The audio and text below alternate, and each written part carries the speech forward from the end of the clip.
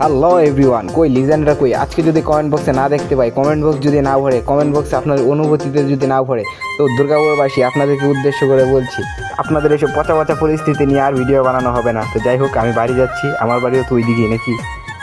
যে রাস্তায় যে পরিস্থিতিতে আছি, চেহারার থেকে ভালো কিছু অসম্ভব না, বাকিটা আপনারা বুঝে নেবেন কেন। দুর্গাপুর যেতে নিলে যে শিমলতলি বালু পয়েন্টগুলো আছে, ওইখানে আশেপাশে অবস্থা ধুলা ধুলা। ওকে, এতক্ষণে নিশ্চয়ই ক্লিয়ার হয়ে গেছে এত সুন্দর করে মাস্কগুলো আমরা সবাই কেন পরেছিলাম। এটা হচ্ছে আমরা বিরিশিরি ব্রিজ পার হওয়ার জন্য সিরিয়ালে দাঁড়িয়ে আছি। সামনে পিছিয়ে দেখে বুঝতে পারতেছেন যে কী পরিমাণ সিরিয়াল।